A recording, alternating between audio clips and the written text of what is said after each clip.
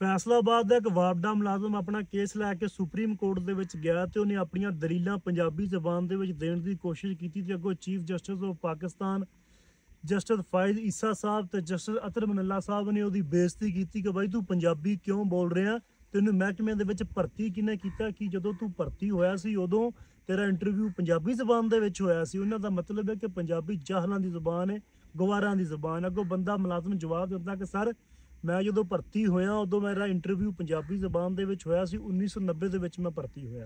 सो गल करन दा मकसद है कि ਜਿਹੜੀ ਸਾਡੇ ਮੁਲਕ ਦੀ ਵੱਡੀ ਅਦਾਲਤ ਹੈ ਉਸ ਤੋਂ ਵੱਡੀ ਕੋਈ ਅਦਾਲਤ ਨਹੀਂ ਹੈ। ਉਹਨੇ 12 ਕਰੋੜ ਪੰਜਾਬੀਆਂ ਦਾ ਦਿਲ ਦਿਖਾਇਆ, 12 ਕਰੋੜ ਪੰਜਾਬੀ ਮਾਵਾਂ ਦਾ ਦਿਲ ਦਿਖਾਇਆ। ਸਾਡੀ ਮਾਂ ਬੋਲੀ ਹੈ, ਉਹਨਾਂ ਦੇ ਕਹਿਣੇ ਦੇ ਮੁਤਾਬਕ ਦਲੀਲਾਂ ਆਪਣੀਆਂ ਉਰਦੂ ਜ਼ੁਬਾਨ ਦੇ ਵਿੱਚ ਦਿਓ ਜੀ। ਬਿਸਮਿਲ੍ਲਾ ਅਸੀਂ ਉਰਦੂ ਜ਼ੁਬਾਨ ਦੇ ਵਿੱਚ ਦਿੰਦੇ ਹਾਂ, ਬਲਕਿ 1948 ਦੇ ਵਿੱਚ ਹੀ ਬਾਬਾ ਜਨਾਬ ਵੀ ਉਰਦੂ ਜ਼ੁਬਾਨ ਨੂੰ ਕੌਮੀ ਅਰਾਬਤੀ ਜ਼ੁਬਾਨ ਕਿਹਾ ਗਿਆ ਸੀ। ਫਿਰ ਤੁਸੀਂ ਆਪਣਾ ਲਾ ਆਪਣਾ ਕਾਨੂੰਨ ਇੰਗਲਿਸ਼ ਦੇ ਵਿੱਚ ਕਿਉਂ ਰੱਖਿਆ ਹੋਇਆ, ਤੁਸੀਂ ਉਹਨੂੰ ਵੀ ਉਰਦੂ ਦੇ ਵਿੱਚ ਕਰੋ। ਇੱਕ ਪਾਸੇ ਤੁਸੀਂ ਉਰਦੂ ਦਾ ਰੋਣਾ ਰੋਂਦੇ ਹੋ, ਦੂਜੇ ਪਾਸੇ ਤੁਹਾਡੀ ਹਰ ਚੀਜ਼ ਜਿਹੜੀ ਆ ਉਹ ਇੰਗਲਿਸ਼ ਦੇ ਵਿੱਚ ਆ ਅਦਾਲਤਾਂ ਦੀ।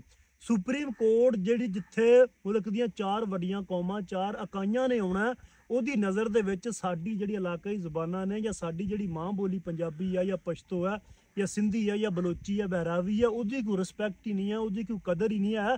ਹਾਲਾਂਕਿ ਉਰਦੂ ਜਿਹੜੀ ਆ ਉਹ ਸਾਡੇ ਸਿਰ ਤੇ ਚੱਲਦੀ ਪਈ ਆ। ਮੁਲਕ ਦੀਆਂ 4 ਵੱਡੀਆਂ ਕੌਮਾਂ 4 ਵੱਡੀਆਂ ਇਕਾਈਆਂ ਨੇ ਉਹਨੂੰ ਐਕਸੈਪਟ ਕੀਤਾ ਤਾਂ ਇੱਥੋਂ ਦੀ ਜ਼ੁਬਾਨ ਬਣੀ ਆ ਤੇ ਉਹਨਾਂ ਦੀਆਂ ਜ਼ੁਬਾਨਾਂ ਨੂੰ ਤੁਸੀਂ ਕੋਈ ਜ਼ੁਬਾਨ ਹੀ ਨਹੀਂ ਸਮਝਦੇ ਪਏ। ਅਸੀਂ ਉਰਦੂ ਦਾ ਦੋਖੀ ਨਹੀਂ, ਅਸੀਂ ਉਰਦੂ ਨੂੰ एहतराम करते हैं, रिस्पैक्ट करते हैं, लेकिन सर तुसी साडी ज़बान का एहतराम कदों करोगे, कदों रिस्पैक्ट करोगे। हाँ अरबा रुपया तुसी लैंदे हो, बजट का अदारा सुप्रीम कोर्ट ऑफ पाकिस्तान, तो तुसी इहदे विच तर्जमान रखो, इहदे विच ट्रांसलेटर रखो। इहदे विच सिंधी ने भी आउणा, बलोची ने भी आउणा, पंजाबी ने भी आउणा, पश्तून ने भी आउणा, बहरावी ने भी आउणा। तुसी दलीलां सुणो जी, तुसी अगे तर्जमान रखो, तुहानूं तर्जमा करके देवे। तुसी पैसा काहदा लैंदे हो? सो गल है कि लोगों वास्ते 98% लोगों वास्ते कोई मसला ही नहीं है। बाई जी कह दिता तो फिर की फर्क पै गया। जागदी जमीर वाले बंदे वास्ते मसला है, जिहड़ा बंदा अपने रूट्स नाल, अपनी माँ बोली नाल, अपनी विरासत नाल, अपने कल्चर नाल जुड़िया होया, उहदे वास्ते मसला है। जिन्हां दे जमीर मरे ने उन्हां वास्ते कोई मसला नहीं। मैं सुनदा पिया सी बंदे कह रहे सन कि बाई जी इदां तो कल कोई बलोची जाएगा वो अपनी जबान शुरू कर देगा उत्थे बोलनी, इदां पंजाबी जाएगा हर कोई अपनी इलाकाई जबान या अपनी माँ बोली उत्थे बोलनी शुरू कर देगा। तो इधर अगे फायदा होया अदालत दे विच अदालत की बोली बोलनी चाहिए।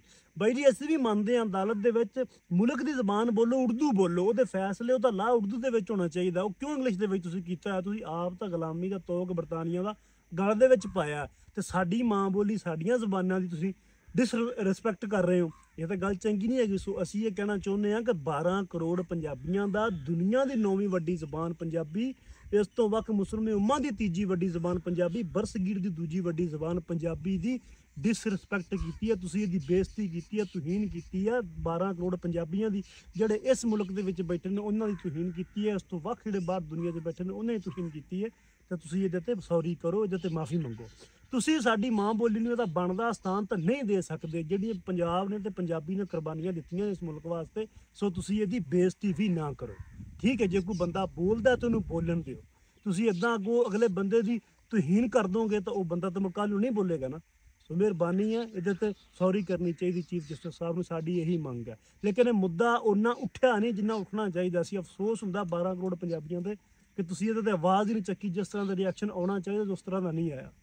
ठीक है, इस चीज़ से भी दुख होंदा कि असीं जिउंदे जागदे मुर्दा लाशां, गलियां सड़ियां लाशां बन के गलियां में फिरदे पे पंजाबी, कि जिन्हां नूं अपने रूट्स नाल, अपनी कल्चर नाल, अपनी विरासत नाल, अपनी सकाफत नाल, अपनी माँ बोली नाल कोई सरोकार ही नहीं है।